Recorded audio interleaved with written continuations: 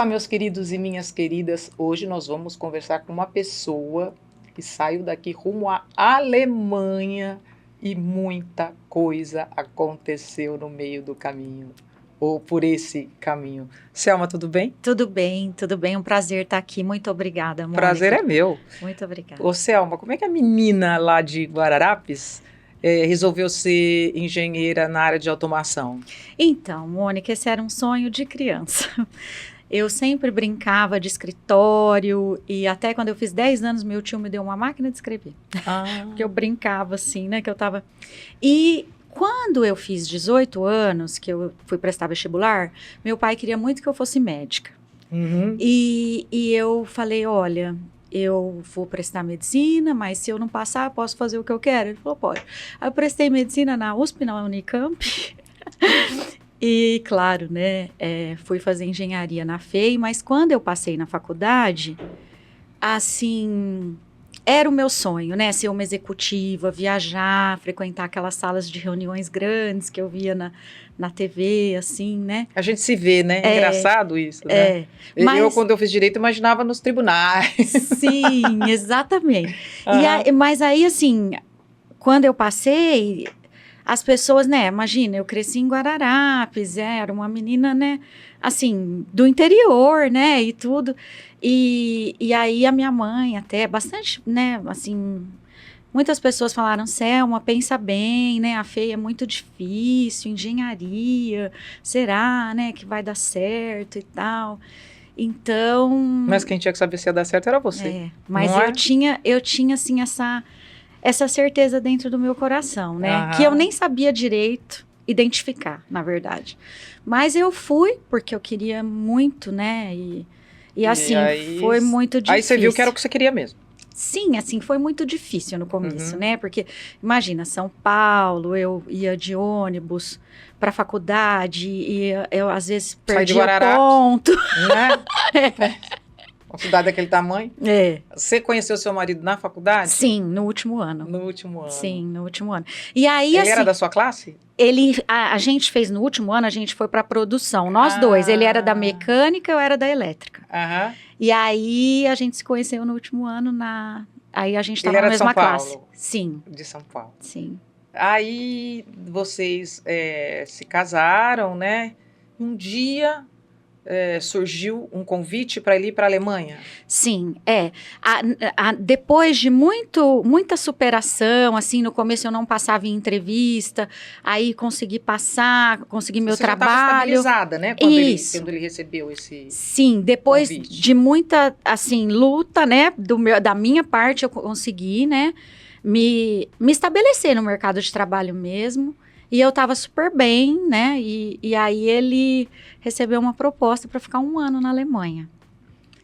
E assim, eu vi aquilo como uma oportunidade, né? Que eu não me senti no direito de falar não vai, ou, né?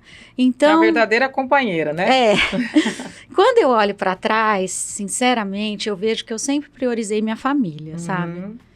E a gente vai conversando, você vai ver que isso é verdade. Isso é muito bom, né? Muito bom. E assim, aí, além de eu incentivá-lo a ir, eu falei, não, eu vou junto.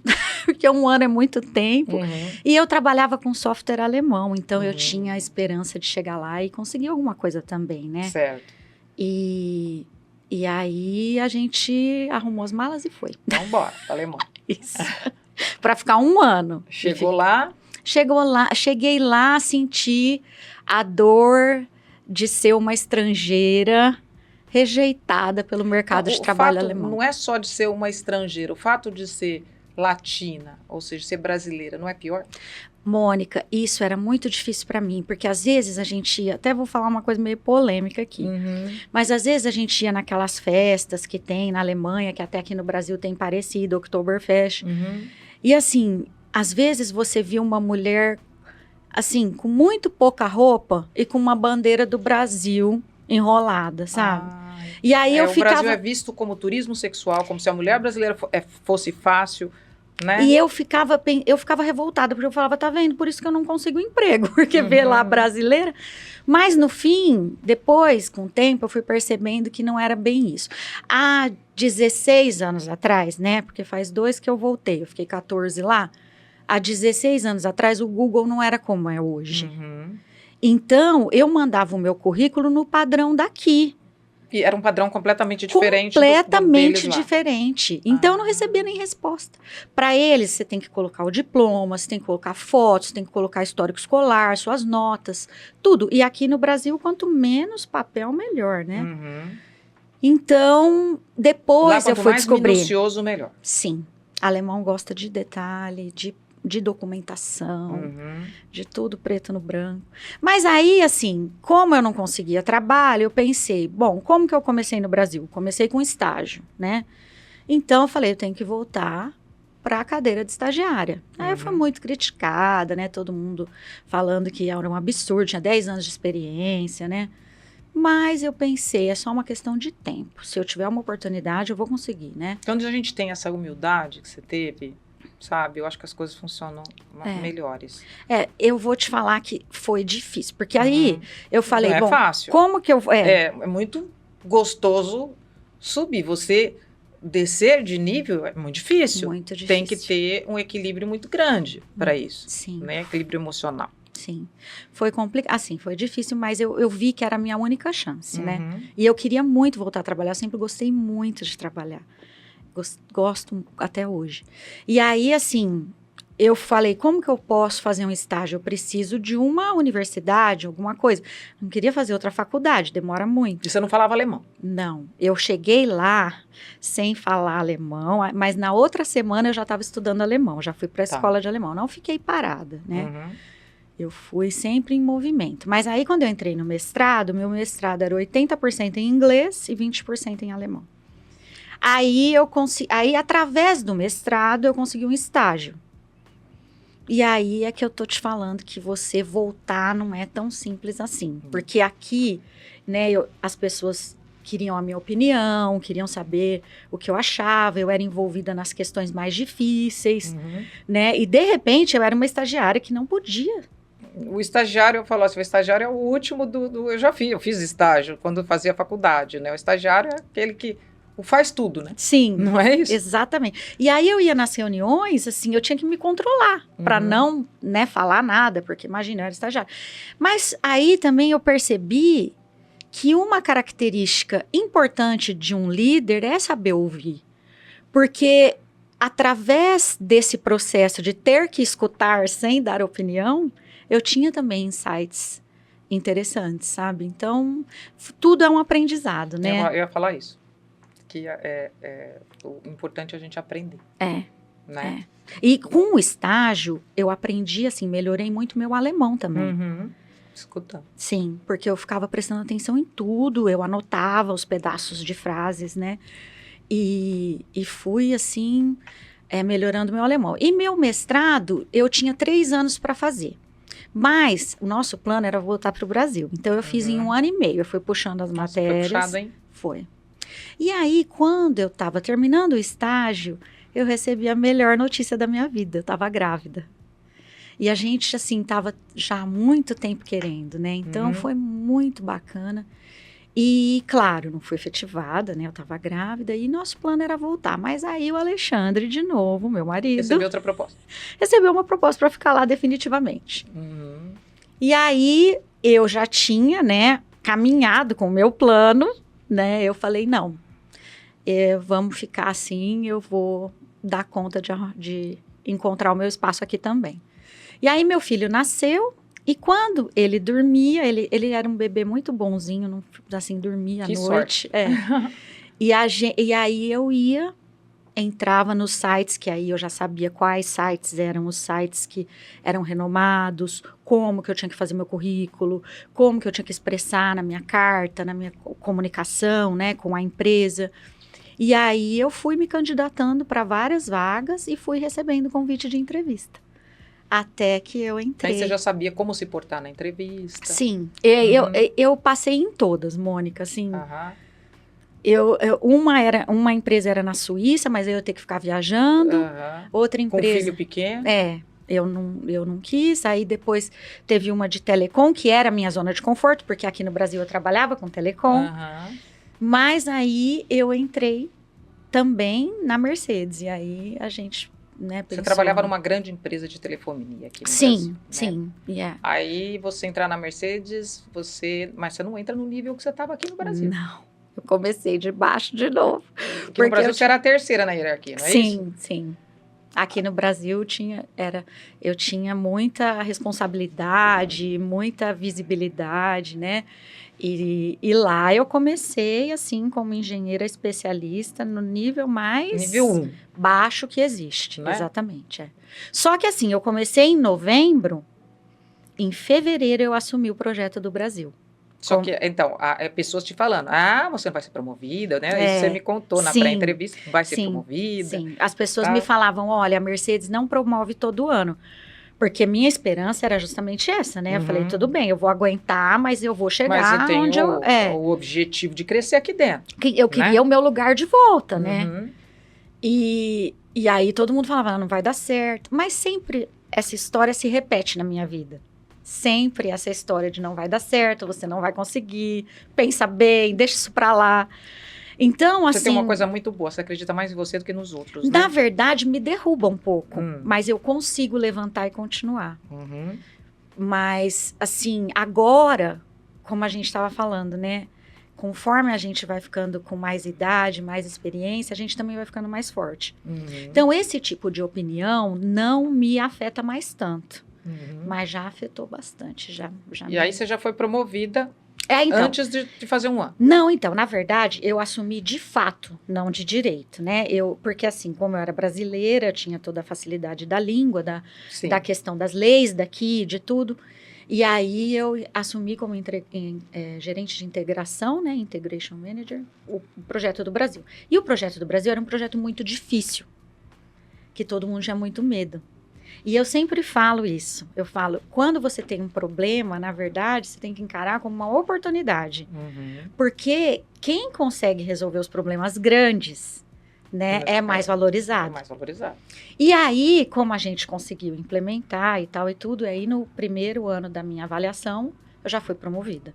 E depois fui sendo promovida todos os anos. Se a gente não aceitar os desafios, né, a gente não cresce. Não cresce, Mônica. A gente fica sempre no mesmo lugar. Mas a hora que você tem o problema, a primeira reação é o medo. É assustar. Exatamente. Mas assim, eu preciso também falar que eu sempre encontrei muita gente bacana que sempre me ajudou, sabe? Que via, né, a minha vontade, a minha disponibilidade e me estendia a mão também.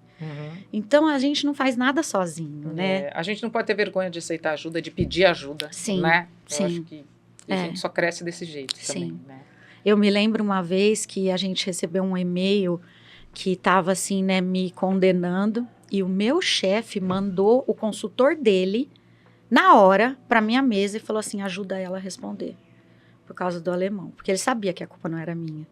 Que ele me conhecia, sabia do tema. Você trabalhou com uma pessoa muito difícil também, né? Sim.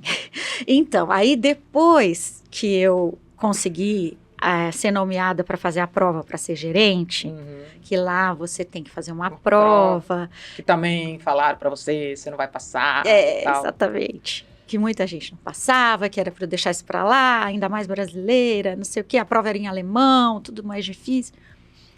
E nessa prova caía inteligência emocional, liderança, toda essa parte de relacionamento com equipe e tal.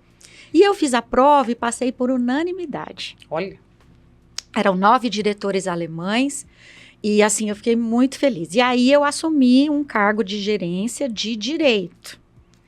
E o meu combinado com o meu chefe direto... Não mais de fato. E o meu combinado com o meu chefe direto era, eu viajo... mas só quando não tiver outra maneira, porque eu tinha meu filho. E a nossa área era uma área de projetos internacionais. Sim. Só que, assim, eu conseguia resolver muita coisa de lá. Sem precisar sair de lá. Sem precisar sair de lá. Aí, o meu chefe, que me promoveu, foi embora e chegou um outro. Em que cidade você morava? Stuttgart. Eu morava em Esslingen, que é uma cidadezinha linda, do lado de Stuttgart. Pertinho. Tá. Como São Paulo, São Bernardo, assim. Tá. E aí, veio um outro chefe. E a primeira coisa que ele falou pra mim foi, Você olha, vai ter que viajar. quem não quer viajar não tem que trabalhar aqui. Primeira coisa. E era o meu combinado. Então, aquilo já me abalou um pouco. E aí, assim, até aquele momento, Mônica, todos os meus chefes sempre me adoraram. Eu nunca tive problema, sabe? Uhum. Porque eu sempre fui de querer resolver as coisas, de estar sempre à disposição, de estar querendo ajudar. E eu sempre tive isso Você de acha volta. que isso pode ter sido um pouco de preconceito? Pode ter sido, eu acho. Eu não sei, não posso, né, afirmar, mas pode sim. O Porque brasileiro sofre muito preconceito. mulher, né? brasileira, Uhum. né, e com um cargo, né, que talvez muitas alemãs não conseguiam. Você conseguiam está roubando ter. aqui o cargo o lugar de uma alemã. Tem Sim, muito disso tem também. tudo isso. Né? E aí, era muito difícil, né, assim, nada estava bom, tudo. E assim, foi indo, até que eu sabe quando junta um contexto? Uhum. Meu filho estava com alergia alimentar, então eu tinha que fazer todas as comida coisas para especial. ele. Meu marido veio para cá, porque a mãe dele teve um AVC. Eu fiquei Ficou sozinho sozinha, com a criança pequena. com meu filho e com o meu chefe. De alergia e com o seu chefe difícil. Sim. E aí, foi indo até que eu caí na armadilha do burnout. Mas eu falo que assim, eu assumo a responsabilidade por isso. Porque eu não sabia lidar com uma pessoa que não gosta Vamos de explicar mim. para as pessoas o que é o burnout, que às vezes Sim. as pessoas não sabem, né? É importante. Sim. Né? É uma depressão, uma exaustão devido ao trabalho. Uhum. Né? Então, você fica sem força, você fica com sintomas de depressão mesmo. Mas Certo. a causa é o trabalho, então todo mundo fala burnout, né?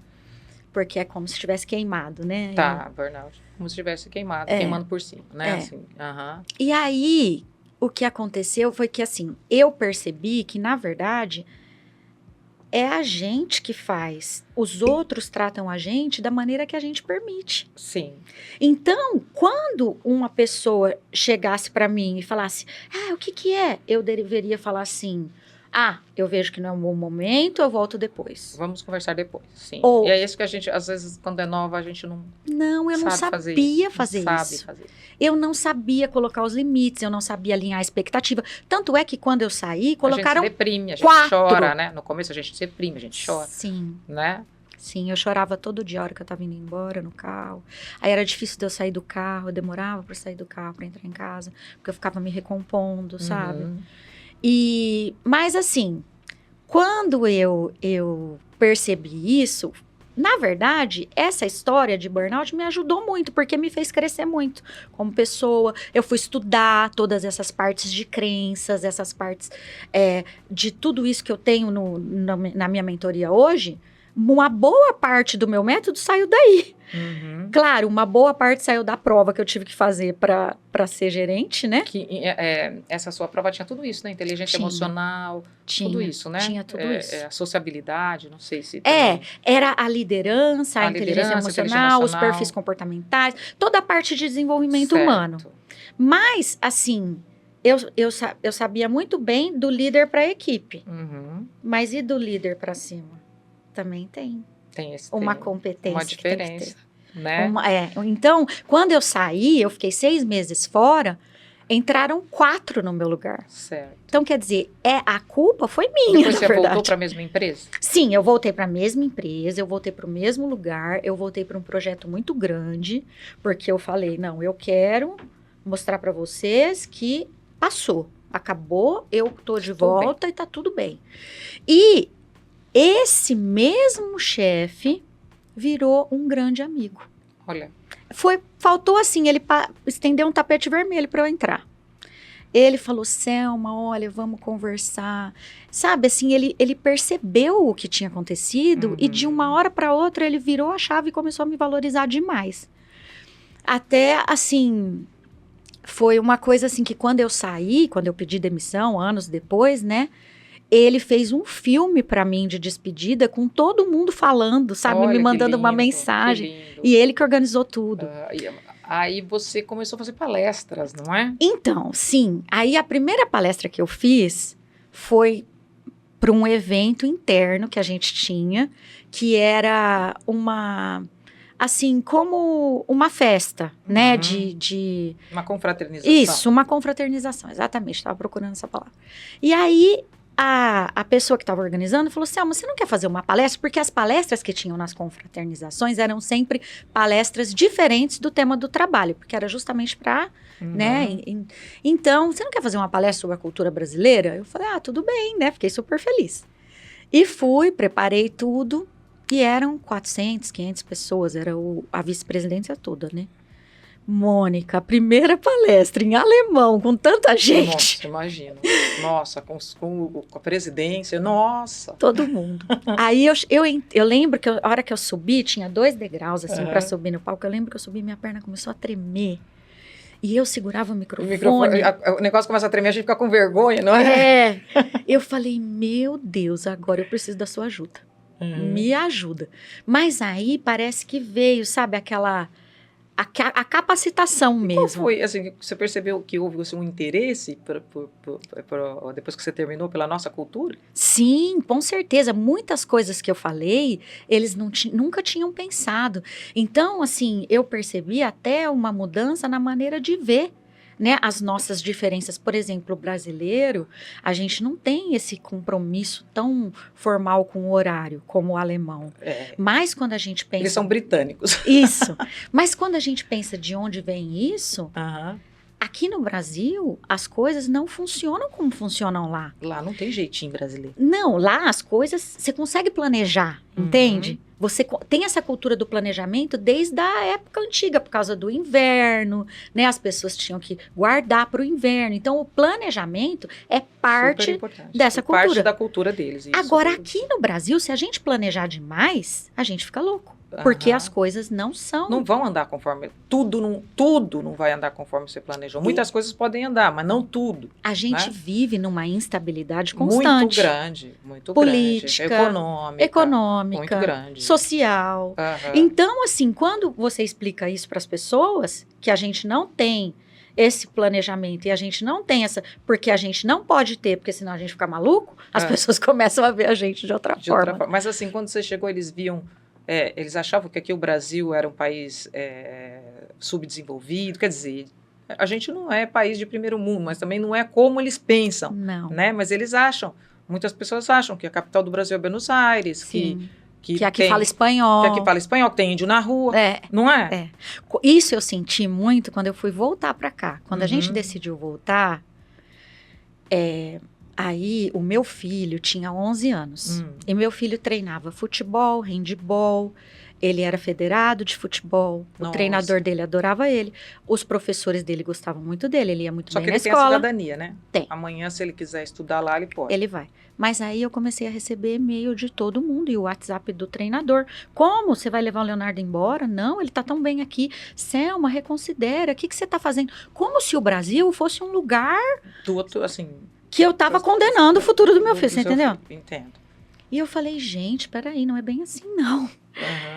E fui... Não é uma Alemanha, mas também não... Não, né? Aqui também as pessoas... Tá difícil. Mas... Tá muito difícil, mas aqui você também sobrevive. Claro, e também tem condição, tem escolas boas, tem tudo, né? E a gente também, eu acho que inclusive nós brasileiros temos um desenvolvimento emocional muito favorável, porque a gente vive nessa instabilidade. A gente tem que aprender a lidar com isso. E de acordo... A gente tem que aprender a se virar nos 30, né? Sim, tem que aprender a improvisar. Opa! Na Alemanha, improviso é muito, visto com muito, assim, sabe? É negativo. Porque você precisa planejar, você não pode improvisar. E aqui a gente precisa aprender a improvisar. Isso é uma capacidade, é uma habilidade que a gente precisa ter. Imprevistos acontecem. Né? Aqui acontece muito. Então tem muita coisa que assim, provoca o nosso desenvolvimento como ser humano por estarmos aqui, simplesmente por estarmos aqui, que é muito bom desenvolver essas habilidades. Isso lá? Me ajudou demais. Foi isso que eu percebi. E por isso, teve outros motivos, né? Tiveram outros motivos. Mas esse foi um dos motivos que eu quis trazer meu filho para acabar de crescer aqui. Mas antes de você contar os motivos, então você foi estudar inteligência emocional. E aí você começou a dar outros tipos de palestra? Então, aí a primeira palestra que eu dei foi essa, aí depois, como eu tinha passado na prova muito bem, as pessoas começaram a me pedir ajuda para fazer essa Para prova. fazer a prova. E aí eu comecei a ser meio mentora, né, dos internos ali. E eu comecei um projeto no Instagram de falar sobre o que eu tinha aprendido. Porque eu sofri muito para passar na primeira entrevista. E depois que eu passei na primeira, eu nunca mais reprovei em nenhuma. Então, eu percebi que existe um processo que as pessoas precisam passar. E às vezes elas desanimam no meio do caminho. Ela caminho. precisou aprender para poder ir para a entrevista, antes de ir para a entrevista. E a pessoa recebe um não, 2, 3, desiste. Desanima, desiste. E era isso que eu queria evitar, sabe? Porque se eu tivesse desistido, eu não teria, né? Então, eu comecei esse projeto do Instagram. E aí, isso começou a crescer. E quando eu vim embora, como eu não estava trabalhando, eu comecei a dar palestra aqui também. E aí, isso foi também crescendo. Essas palestras são sobre o quê? Então, eu falo sobre inteligência emocional, sobre liderança. E aí, através das palestras, uma empresa me procurou e falou assim, você não dá um treinamento para os meus líderes? Eu falei, olha, eu tenho um treinamento pronto, né, que eu posso traduzir e fazer para você. E aí, Mônica, o que aconteceu foi que eu percebi que esse treinamento era um método mesmo. E aí, eu registrei esse método. E agora eu tenho... Mas assim, eu ainda trabalho com a Alemanha, né? Acordo 4 horas da manhã e trabalho com eles. Você trabalha na Mercedes ainda? Então, agora eu tenho a minha empresa e eu presto serviço para eles lá. Tá. Mas assim, como eu tenho todos os acessos, todas as coisas, é muito parecido. 4 horas da manhã? Eu acordo 4 horas. Por causa do fuso horário? Nossa. Não todos os dias, né? Tem dias que a gente consegue acordar mais tarde. Você não tem reunião tão cedo e tal. Certo. Mas assim, se precisar, eu acordo e faço o que tem que fazer. Mas, então, eu gosto muito, graças a Deus. Porque quando eu saí de lá, eu voltei para cá justamente por causa da minha família. Minha mãe estava doente, minha sogra também. E eu queria que meu filho tivesse essas raízes. Porque quanto maior... Essa referência de onde a gente vem, eu acho muito importante, né? Eu falei isso. Agora que eu fui para lá semana passada, um amigo meu falou, Selma, mas estava tudo bem. Vocês conseguiram coisas que muitos alemães não conseguem. Por que vocês foram embora? Ele não se conforma. E quando você quis vir? Seu marido concordou? Assim, meu marido queria vir. Queria vir. Só que assim, quando a gente construiu nossa casa, meu marido falou, agora nós não vamos mais embora. E para mim, o limite era o Léo entrar na escola. Eu pensava assim, quando ele entrar na escola, ele tem que terminar a escola onde ele começou. Só que a vida não é do jeito que a gente planeja, né? Nunca. E aí a minha mãe ficou doente, era pandemia, minha sogra também ficou doente. E a gente não podia visitar, porque a fronteira estava fechada. Aí a gente pensou, o que a gente está fazendo com a nossa vida? Por que a gente está tão longe? Será que vale a pena? E se acontecer alguma coisa com a gente, o que vai ser do nosso filho? Porque por mais que você sentia isso, uma vez eu conversei com uma pessoa que estava morando em Miami. E ela falou assim, olha, por mais que a gente se dê bem, aqui a gente sempre vai ser estrangeiro. É verdade. Né? Isso é verdade. A gente sentiu muito isso também quando a gente foi vender a nossa casa. Sabe, na parte do cartório. Eu nunca senti isso na empresa, porque é um ambiente internacional. Então tem gente de todo lugar. Tá. Então, assim, nunca senti, muito pelo contrário. A gente é muito aceito, é sempre... Até esse amigo meu falou, você era aceita, ouvida. Por que você foi embora, respeitada, né? Por quê? Mas, assim, a família fala mais alto. Não se arrepende nem um minuto. Porque quando eu saí, o difícil era deixar meu trabalho, que foi tão difícil de conseguir e que eu gostava tanto. Sim. Porque, assim, eu tive esse problema, mas isso foram 6 meses de problema. Mas eu fiquei 14 anos vivendo coisas que eu gostava muito de fazer. E aí, quando eu pedi demissão, que eu consegui convencer, tal, tudo, foi como se tivesse, assim, cortado um braço, sabe? Imagino. Eu senti demais. Mas eu só pensava, eu queria focar na questão do meu filho. No futuro do seu filho, as avós. Do convívio familiar. Com os dias contados, exatamente.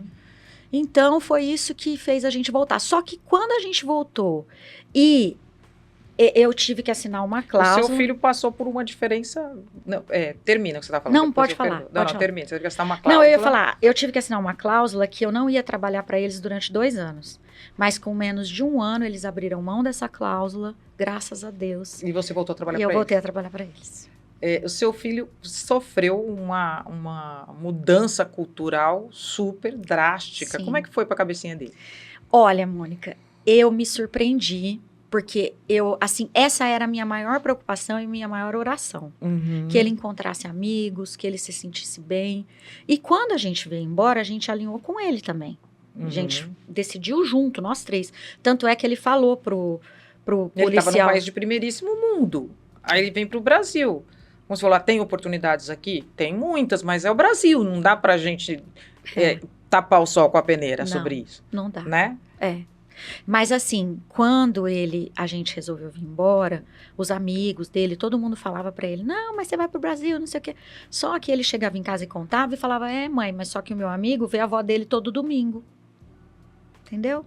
E quando o policial perguntou pra ele, ué, Leonardo, você tá indo pro Brasil sem o seu pai? Por quê? Porque eu vim às pressas, que minha mãe tava... Né, muito mal. Muito mal. Meu primo ligou e falou, vem embora. Só que ela viveu mais 6 meses depois que a gente chegou.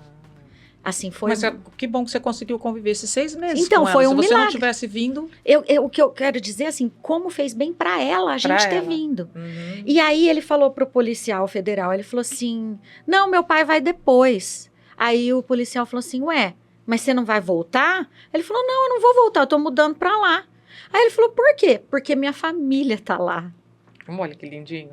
Né? E até assim me emociona, sabe, de falar, porque foi muito bonito, a resposta dele foi muito linda.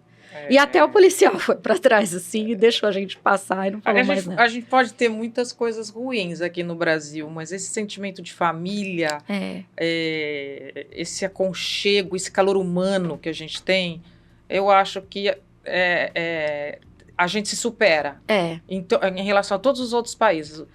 Eu também um pouco acho. parecido ao italiano, talvez ao espanhol, mas o Brasil é mais assim. Os pais são mais botar os filhos nas asas, são mais protetores, né? E você tem essa história de estar todo mundo junto nos fins de semana. Sim. O brasileiro é muito afetuoso com os seus filhos, com os pais. Não sei, lá não é assim, também. Assim, eles têm uma outra maneira, né? Mas eles também são. A família é muito importante para o alemão. Sim. E foi esse um dos motivos que acho que aceitaram de eu vir embora. Mas meu chefe falou para mim, ele falou, Selma, você é uma pessoa inteligente. Sua mãe tem uma doença terminal. Quanto tempo ela ainda vai viver? Você tá deixando sua vida para trás. E eu falei para ele, eu preciso fazer isso. Acho que ele pensava que você poderia pedir um afastamento e depois voltar. Né? Mas a gente, com a pandemia, a gente viu claramente que a gente estava vivendo de condição. A nossa vida foi levando para aquilo. Mas nós fomos para lá para ficar 1 ano. E ficamos 14. Então a gente falou, não, agora é a hora de ir embora, de voltar. E de refazer a nossa vida lá. E deu, graças a Deus, muito certo. A gente tá muito feliz aqui. Meu filho tá super bem. Ele chegou, já encontrou logo amigo, porque ele joga bola, né? E assim, os professores, todo mundo, a escola, todo mundo acolheu ele muito. Os meninos também, né, da classe dele. Ele gostou? Você acha que ele não sente muito, ele gostou muito. Ele fala com os amigos ainda, ele quer ir pra lá visitar, e esse era o nosso combinado, né, do mesmo jeito que a gente vinha pra cá uma vez por ano, a gente iria pra lá uma vez por ano pra ver os amigos, vocês verem os amigos. Sim, a gente também sente falta. Né? Eu acho que quando a gente mora fora, você nunca mais fica completo. Sempre você vai ter saudade de um lado, né? Mas vale a pena, eu recomendo. Vale a pena? Vale sim. Vale a pena passar um tempo todo esse tempo fora. Eu acho. Passar por tudo que você passou, você fala, tudo valeu muito a pena. Todo Mônica, sofrimento. Eu já pensei muito nisso, sabe? Talvez se eu não tivesse ido pra lá, eu não tinha sofrido a metade do que eu sofri. Que aqui eu tava super bem. Mas de uma outra ótica, eu penso, isso me tornou a pessoa que eu sou. Forte. Então, né? eu não acho que eu posso me arrepender, não. Eu acho que eu tenho que agradecer, né? Que eu continuei caminhando, que Deus me deu força e que foi me mostrando o caminho e que as coisas foram acontecendo. E que agora, o meu propósito agora é ajudar outras pessoas a conseguir também. Porque foi o que a gente pensou quando a gente veio embora. A gente falou... De que maneira você pretende ajudar essas pessoas? Então, com as minhas palestras, com os meus cursos, com as minhas mentorias. E assim, todo mundo... Com o meu Instagram, que eu falo sempre alguma Qual coisa é o lá. Instagram, É Cel Melcadre, tudo junto. Cel Melcadre, tudo junto, É. gente. Né? Olha só o que ela conseguiu na vida, né? Ela deve ter muita coisa para passar pra gente, né? Eu gosto muito de, assim, compartilhar, porque... Compartilhar conhecimento é bom, né? Foi difícil. Assim como é bom aprender, compartilhar conhecimento também é bom. As ideias, quando a gente compartilha, elas se multiplicam, né? Uhum. Elas não se dividem. Então, é como se, assim, quando a gente conversa, é como se fosse a minha mente, a sua mente e uma mente mestra que fica no meio, ali, então, parece que a gente vai expande, construir. né? Exatamente. Exatamente. Selma, muito obrigada por ter vindo. Fiquei muito feliz. Eu adorei te conhecer. Parece que eu te conheço faz anos, né? Foi muito bom. Você é uma pessoa incrível, tem uma história de vida maravilhosa, né? De incentivo, né? Eu digo assim, aquela pessoa guerreira, entendeu? Assim, acho que a Selma contou aqui para a gente saber que a gente tem que ser guerreiro, que você não pode desistir, que você pode levar um monte de nãos na cara, mas isso não é motivo para você desistir, né, Selma? É verdade, é isso mesmo. Você, pelo menos, foi o que você passou. Sim, e eu que agradeço, Mônica, eu adorei te conhecer, foi um presente que a vida me deu, então, muito obrigada. Trocamos, e eu tenho certeza que vamos fazer ainda muitas coisas juntas. Com certeza. E assim, muito, muito obrigada pela oportunidade, obrigada mesmo, estou muito feliz de estar aqui. E até semana que vem com mais uma história de vida linda como a da Selma.